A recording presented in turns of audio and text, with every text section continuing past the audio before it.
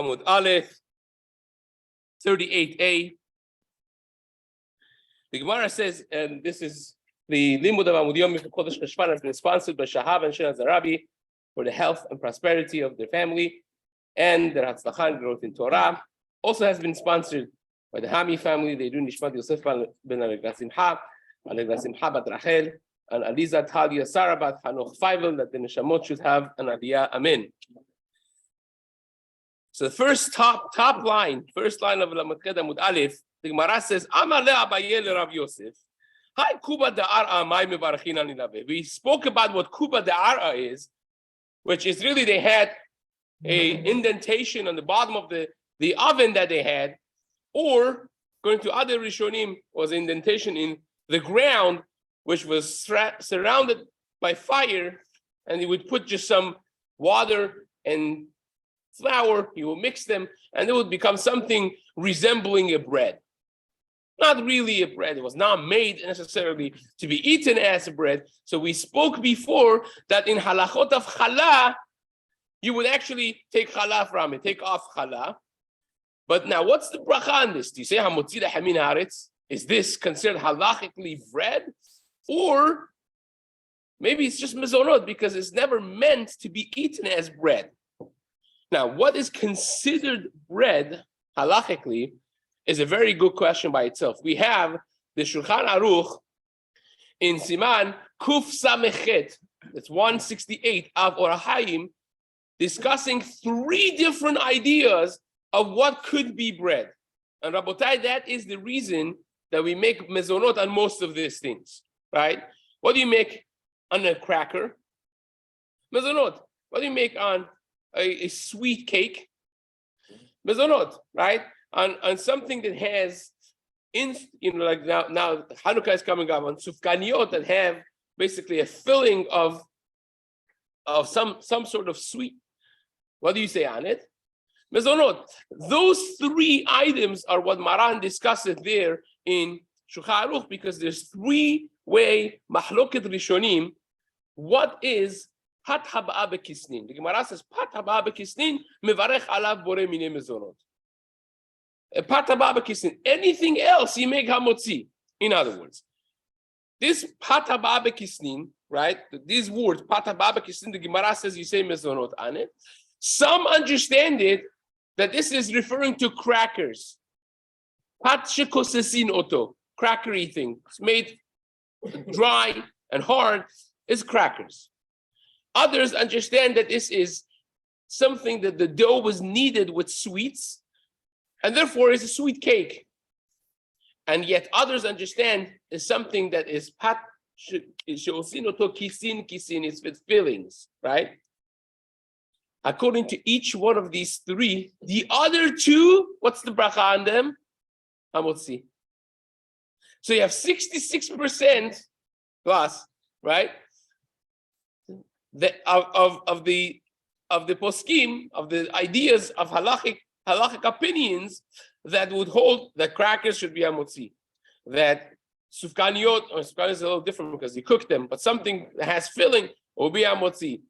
That sweet cake should be hamotzi. Maran says because we have safek brachot lakir. On all three of them, we make mezonot. So now, this knowledge makes it a little bit.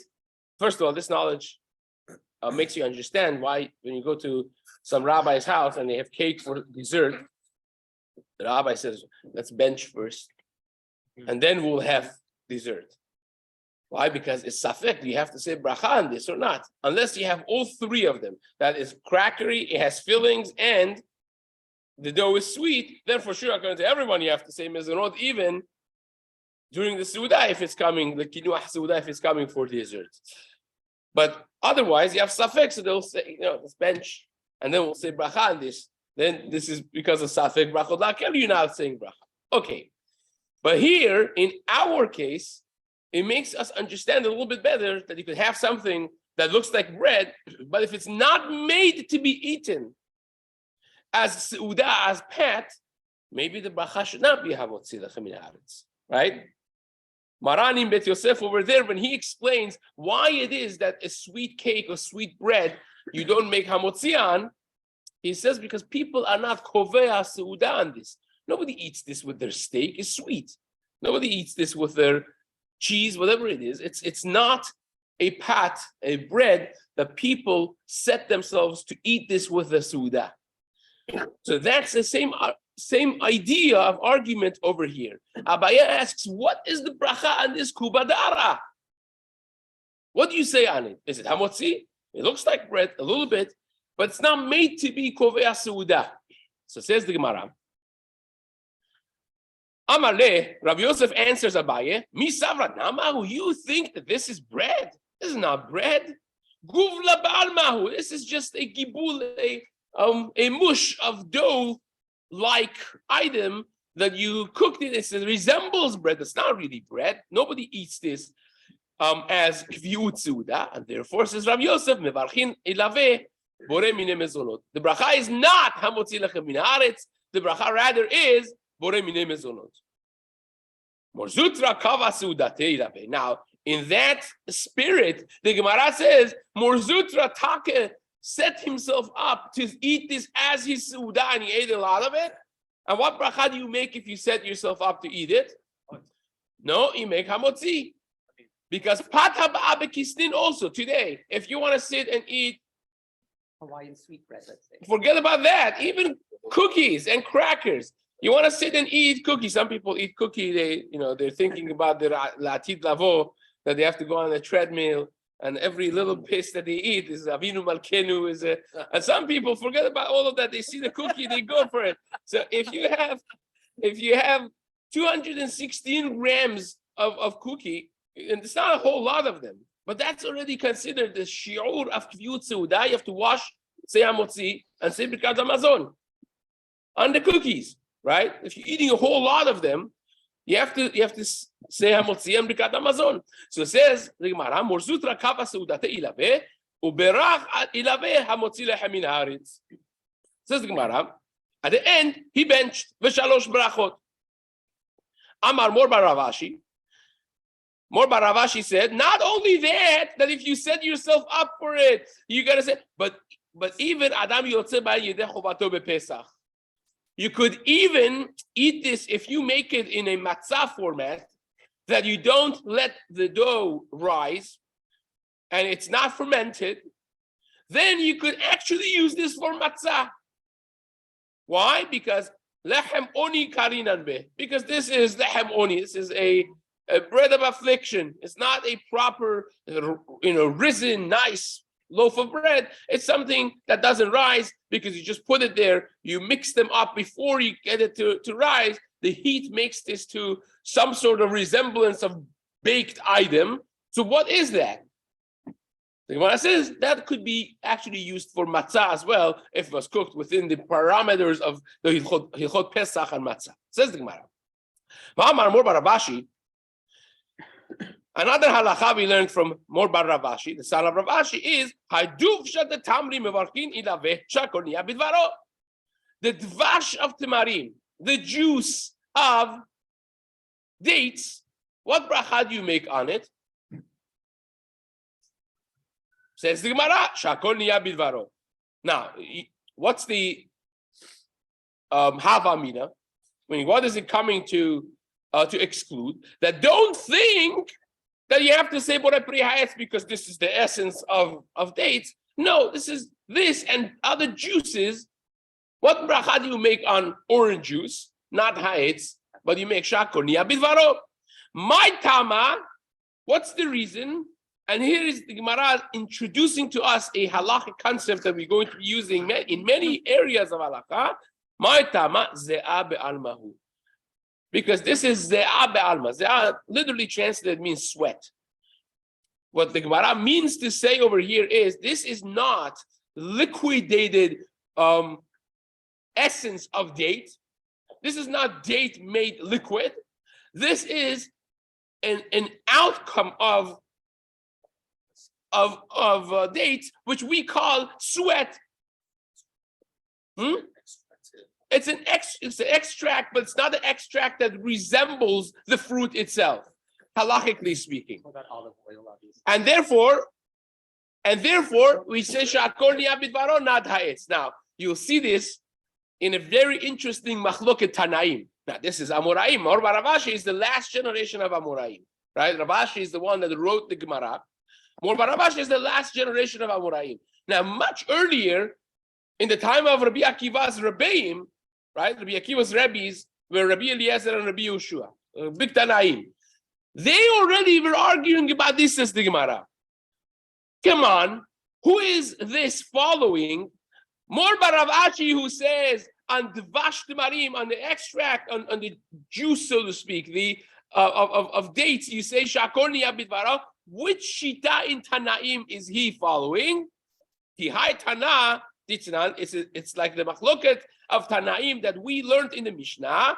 The Dvash Tamarim, this same date juice, so to speak, the yayin tapuchim, and apple juice, the chomes sifoniot or sifvaniot, which is sifvaniot is the grapes that never really ripen. At the very end of the season, you'll have grapes that they stay small and we don't even see them in the market, but they never really ripen. They stay sour, and they used to make vinegar from them, right? All of this yayin tapuchim, which is apple juice, or this type of grape vinegar, or dvash tamarim, or date juice extract, the sha'ar meperot, and rest of meperot, any other fruit juice. This is short of two fruit juices. One we call wine, one we call oil, right? You know, the grape juice is wine, and olive juice is olive oil, basically. Those two, of course, we have discussed already before.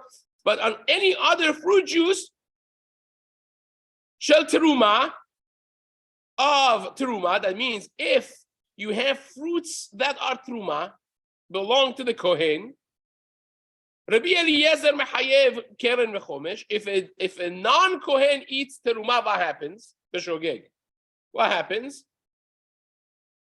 You have to pay keren v'chomesh, right? If you have, it's asur, of course, for a zar to eat it, but if a person ate it, then it becomes a problem. Now you have to, if it's shogeg, of course, if it's not intentional, you have to pay keren, its worth, and on top of it, chamishito yosif alav, a fifth on top of it. But that's only if it's teruma, because it's kodesh, it's teruma. Says the Gemara, it's machloket Tanaim. If you would have gotten the date itself and eaten it, beshogeg, you would pay keren, the principal, and chomesh on top of it, the fifth, right? But the juice of it is machloket Tanaim. Rabbi Eliezer says it is the same thing.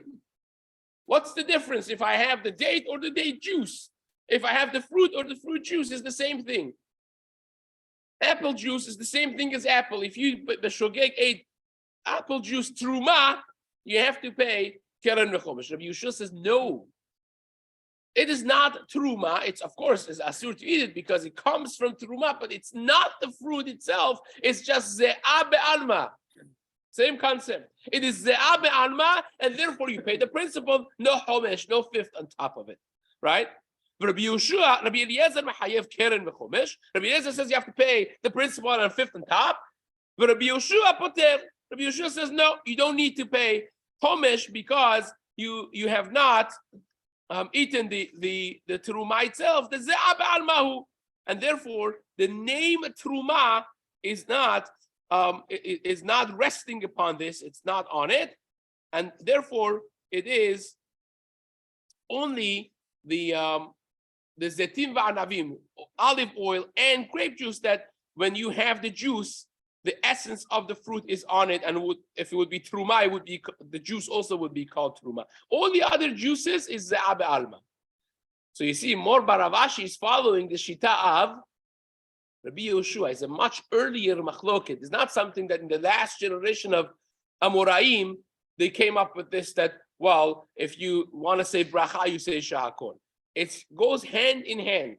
The one that says it's sha'akol because it's ze'ah be'alma is the same Manda Amar Rabbi Yehoshua that holds if you eat the teruma of this juice B'shogeg, you don't pay keren v'chomesh. You only pay keren, right?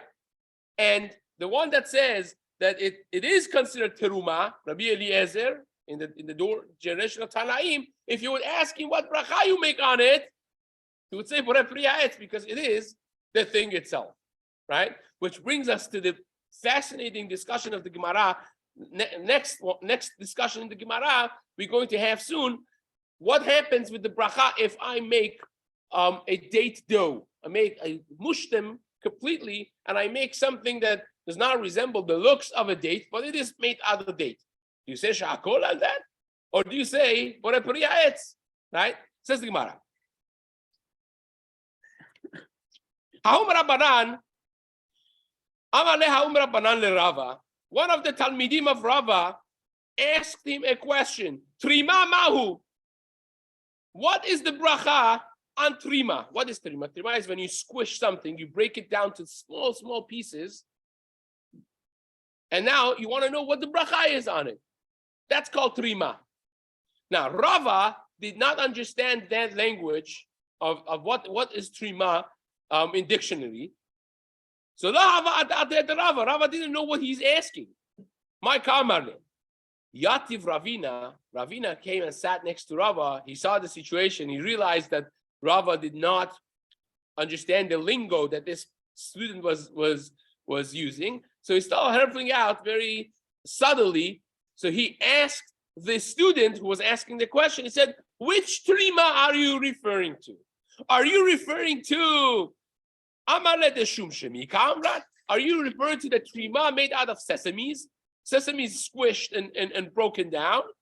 Or the Kurtemi Kamrat? Or maybe you're talking about the turmeric one? Or the Pursani Kamrat? Or maybe you're referring to there was a reality that they would squish not good. This is Gemara in Pesachim Daf Mem Bet. They would actually squish the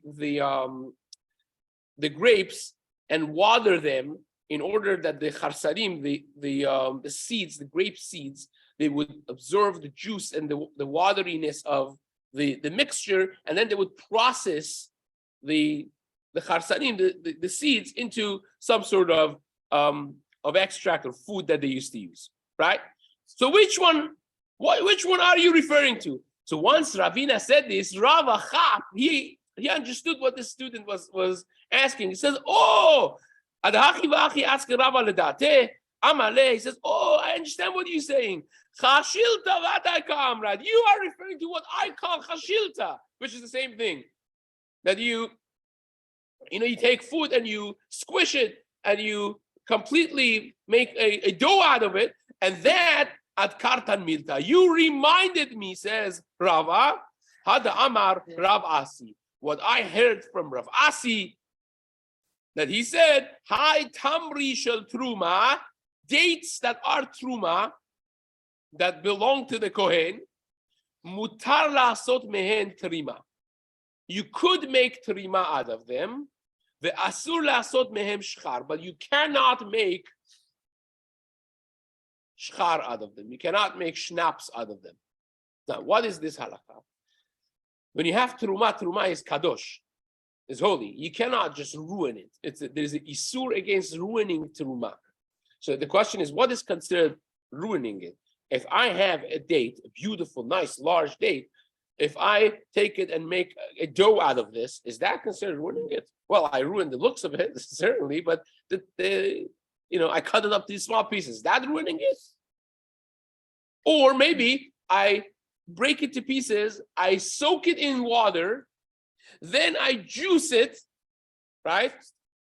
And make the juice that comes out of this mixture of water and tamarim of dates to shchar, to some sort of alcohol. I let it ferment, right? The sugar turns into alcohol and becomes shchar tamarim. Is that considered ruining it? So Gemara says yes. That already is considered ruining it. Because you're not even, the actual dates is going to be trashed. You're making a date extract. The majority of date itself is going to be, that's ruining truma. You cannot do that. You cannot make alcohol out of tamarim, dates that are truma. But you could, says the Gemara, squish them and make a dough out of dates. That's fine. because it's still there, right? Reflecting the filtering process or the fact that you can't recognize it.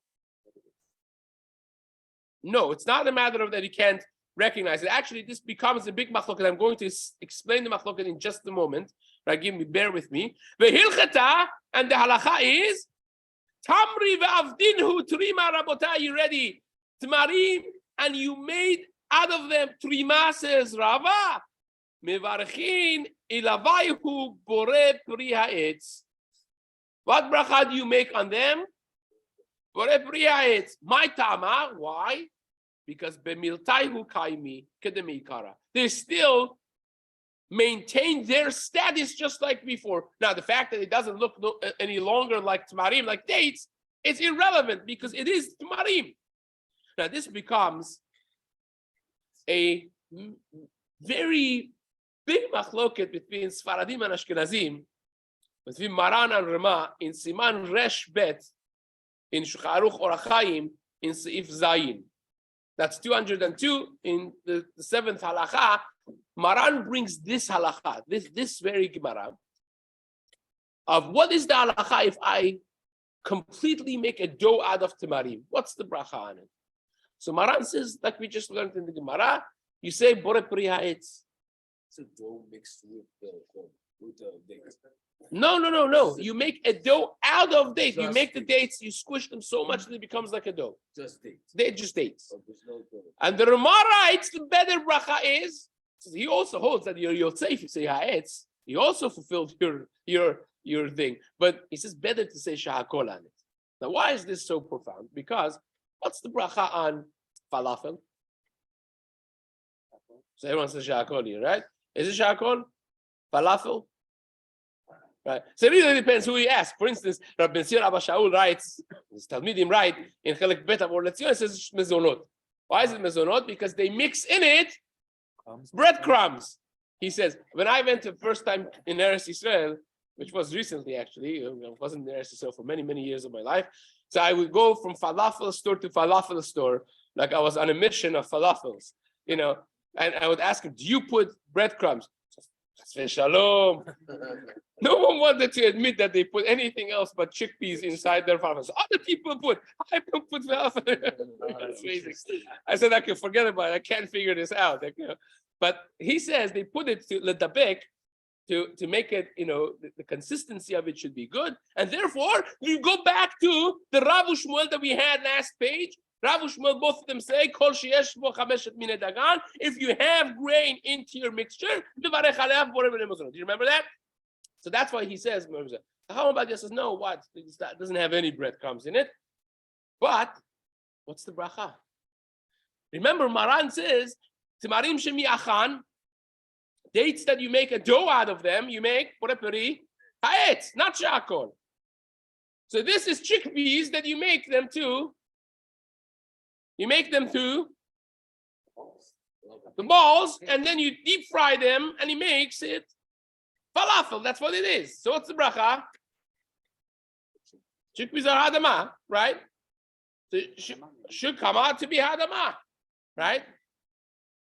So Harvard actually wrote a tshuva on this, which is printed in his Yabia Omer, Chelek Zayin, Siman, in Orach Chaim, Siman Chavtet, right? It's the 7th volume, the 29th tshuva. He writes a long arichut, and it comes out, oh, wait, no one should leave now. Then in the second edition of Yabia Omer, he reversed himself.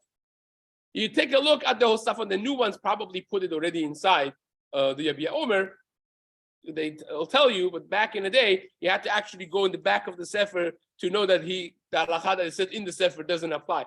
In the Hosafot, in the first Hosafot is on this Siman, and his son spoke to him. I think the backdrop of this is that Rabbi Musafi had what to do with it, and he retracted that psak. He said, no, best is, you could say Adama, but better is to say Sha'akol. Why is better to say Sha'akol? Because this has tarti lereuta. This has two negatives. A, it doesn't look like chickpeas anymore. But B, because of all the additives that they put in there, the pepper and the oil and this and that, it doesn't even taste really like chickpeas. It maybe resembles something like a taste of a chickpea, but it tastes like falafel. It's a new thing. It doesn't look like chickpea, it doesn't taste like chickpeas, it's not chickpeas. You make shakol on it. Starte lereuta. His son, Rabbi David Yosef, in Halacha Berura, in the 10th volume, he has, in every volume, he has Shuvot in the back. So in the 10th volume, in Osrot Yosef, which is the Shuvot in the back, in Siman Yud, he speaks about what's the bracha on cornflakes. He's talking about Israeli cornflakes that has sugar and all the great things that are good for your blood pressure and all those things on top of it. So this is what bracha you make on it. And he uses the same principle to say that the bracha would be shakol, not ha'adama. Even though that's made out of corn, but it doesn't look like corn, it doesn't taste like corn. You change the tzura, and also you put so much additives that taste differently. The better bracha would be shakol niyabit baro. Of course, this segues into bamba and so on and so forth. That should also be shakol. So says the Gemara, shtita. What is shtita? Rav amar shakol niyabit baro, v'Shmuel amar borei minei mezonot. You have a machloket between Rav and Shmuel. What is the bracha on shetita? What is shetita? Shetita is you would get grain, either chitim or seorim. You would roast them in the oven. After roasting them, you would grind them up to flour, and you mix them with water and other things that would become something that people ate or drank. Now, it's two different ways of having shtita, as the Gemara is going to explain in a moment. Says the Gemara, Amar Rav Chisda said, Velo pligi. You think it's machloket Rav and Shmuel? It is no machloket between Rav and Shmuel. One of them is talking about the solid format. The other one is referring to the liquid format, right? You could make it very thick, put a little bit of water and a lot of the flour, and you'll have like a good, nice dough. And you could alternatively put a lot of water and just a little bit, sprinkle a little bit of this flour and make a juice, make a watery, liquidy mix.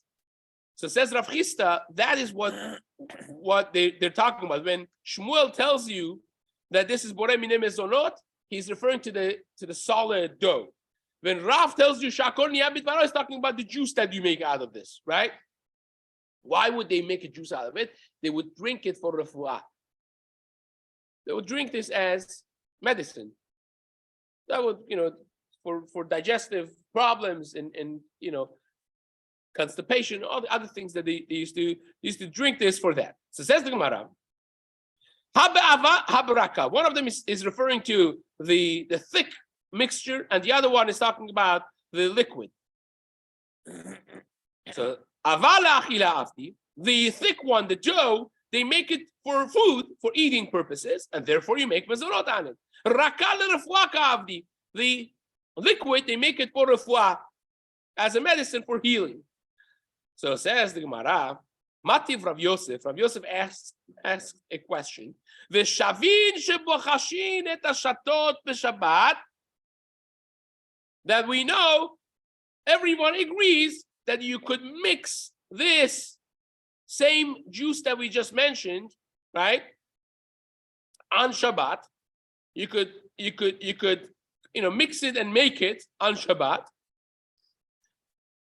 This shdita, v'shotin zetoma misri, and you could also drink zetoma misri, which is a similar thing that was made also for the Gemara in Pesachim talks about this in Daf Membet of something that they would drink between Pesach and Shavuot for digestive issues after Pesach, of having all the things that you eat for 8 days or 7 days. That's what they used to drink, was a mixture of again, turmeric and flour and water and other things that would help them clear their system after Pesach. So that also is something made for refuah, for healing purposes. The isal kadatach, she says you could drink this on Shabbat, and you could make shtita on Shabbat. Says the Gemara, isal kadatach lerefuah.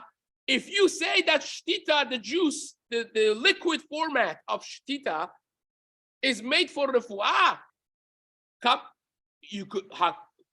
The Gemara says, "V'isal kadatach lerefuah kamechaver refuah b'Shabbat mishari." Is it mutar to do refuah on Shabbat? I thought it's asur to take medication on Shabbat. Like look in Siman Shin Chavchet, right? 328. It's a whole thing that you cannot have medication on Shabbat. Of course, if it's not sakana and so on. So how in the world are you making medicine on Shabbat? Says the Gemara, Amale Abaye. Abaye said, Ve'at lo tispera. You don't think that refuah, something that's good for healing purposes, in this type of setting would be mutar? V'hatanan, it's a Mishnah. How did you understand the Mishnah? Kol ha'ochalin ochel adam refuah. On Shabbat, any food item that is good for refuah, for healing, but it's a food item, you could eat on Shabbat. V'kol ha'mashkin shoteh. And any drinks that are good for refuah, you could drink them on Shabbat, no problem. So Abaye says to him, he says, how do you understand this Mishnah? You must say, Pshat in the Mishnah is that Gavra la'achilaka mechaven, that the person that's eating this, la'achilaka mechaven, he thinks of achila, that I'm eating something. It looks like you're eating something. Who knows what's going on in your mind? All I see is that you're drinking a cup of drink. You're eating something that's considered by people's standards as a food or a drink. So you're eating, you're drinking. Here also, the person his kavanah is, I'm eating or I'm drinking. It's not that you're popping a pill that everyone says, oh, refuah. No, you're having, any food. Imagine if steak would be good for some ailment or something, right? Iron. No, it's for some sickness, for some illness. When I see you eat steak, I'm like, what? The guy is eating steak. You may be hating steak and you're only eating it for refuah, but to the onlooker, it looks like refuah. It looks like achila. You're eating. So says the Gemara, Lishna Harina, a better way of saying, another way of saying it is, Abaye says to him, what do you have to say? That the guy has kavanah for achila, he's eating, and the refuah is a byproduct of the eating. But you're actually eating something that's edible food. Says the Gemara, hachanami la'achilaka mechaven. Here is the same thing, that your kavanah is for achila, urefuah mimela kahavya, and the refuah is automatically coming as a byproduct, and vesericha the rav. And you still need to say the rav that said you say bracha on this. The imehai, because if it was because of this braita alone, hava amina, I would have thought la'achilaka mechaven v'refuah mimela kahavya, that when you have kavanah for achila and the refuah is a byproduct, that's when you say bracha. But if your sole kavanah is for refuah, right? Aval hacha kevan de lechatchila lerefuah kamechaven. In Rav's case, that you are drinking this solely for refuah, maybe you shouldn't even say bracha on it, even though that you have hana'ah, it's kishmak, it tastes okay. But maybe you shouldn't say any bracha because I'm not drinking this for food. I'm primarily drinking this for refuah. So who says you say bracha on refuah? Therefore, Rav had to come and say that don't think that you don't make bracha on it.